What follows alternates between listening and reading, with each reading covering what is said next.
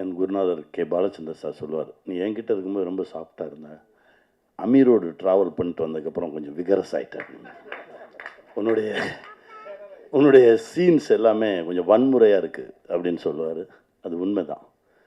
ஏன்னா அண்ணனோட பயணப்பட்டுட்டு வந்த பிறகு தான் நாடோடிகள் வேறு மாதிரி உருமாறுச்சு. அண்ணனை பற்றி பேசினா பேசிகிட்டே இருப்போம். இப்போ கூட ஒரு பயங்கர காமெடி நடந்தது. என்னடா டைட்டிலுக்கு அர்த்தம் அப்படின்னாரு. ஏன்னா ரொம்ப நாள் முன்னாடி சொன்னான், திரும்ப கூப்பிட்டு கேட்போம் அப்படின்னோடனே வந்து சொன்னான்,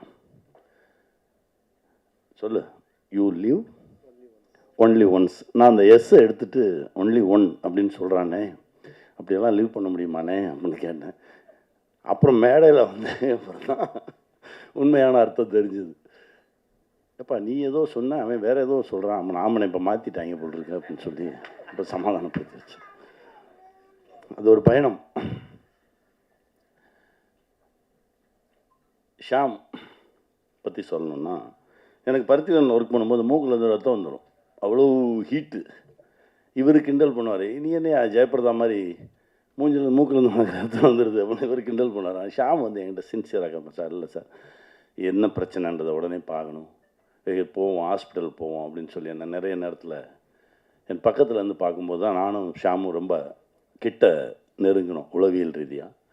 அந்த பயணம் தான் அப்படியே தொடர்ந்து வந்தது. இவன் அண்ணன்ட்டேருந்து வந்துட்டான் அப்படின்னோடனே இவனை விட்டுறக்கூடாது, இவன் நம்மளோட கொஞ்சம் காலம் பயணப்படட்டும் அப்படின்னு சொல்லி கூட்டிகிட்டு நாடோடிகள்லேருந்து அப்படியே அந்த பயணம் ஆரம்பித்தது. எல்லா படைப்புகள்லையும் இருந்தோம். ஆனால் இவன் இந்த மேடை இவனுக்கு இது கொஞ்சம் லேட்டாக தான் கிடச்சிருக்குன்னு நான் சொல்வேன். ஏன்னா இவனுடைய திறனுக்கு எப்போவோ கிடச்சிருக்கணும். ஏன்னா எனக்கு நிறைய விஷயங்கள் தெரியாது, எனக்கு எல்லா விஷயத்தையும் கற்றுக் கொடுப்பான். நிறைய விஷயம் எனக்கு கற்றுக் கொடுத்துருக்கான் டெக்னிக்கலாக. நான் சொல்லுவேன், இல்லை அவன்கிட்ட கேளுங்க, அவன் சொல்லுவான் அப்படின்னு சொல்லி நிறைய இவங்ககிட்ட விட்டுட்டு போயிடுவேன். இவ்வளோ தூரம் என் பின்னாடி இருந்து. ஏன்னா ஷியாமும் ஷாஜகானும் இருந்தாங்கன்னா எனக்கு வேறு ஒன்றுமே தேவையில்லை, நான் பாட்டுக்கு என் வேலையை மட்டும் பார்ப்பேன், அவங்க பார்த்துக்குவாங்க. அப்படி தான் என்னை இது வரைக்கும் நகர்த்தி கொண்டு வந்தாங்க. அதனால தான் சொன்னேன், இந்த படத்துக்காக ஏதாவது ஒரு வகையில் அவன் கூடவே நிற்கணும்னு சொல்லி இந்த மொமெண்ட் வரைக்கும் அந்த பயணம் போயிட்டுருக்கு. கண்டிப்பாக இந்த படம் மிகப்பெரிய வெற்றி பெறும்.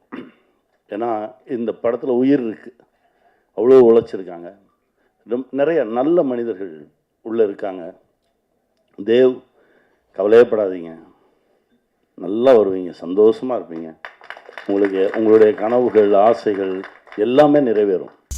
சினிமா உலகை ஃப்ரேம் பை ஃப்ரேம் படம் பிடித்து காட்டும் தந்தி சினிமா சேனலை இப்போவே சப்ஸ்கிரைப் பண்ணுங்க.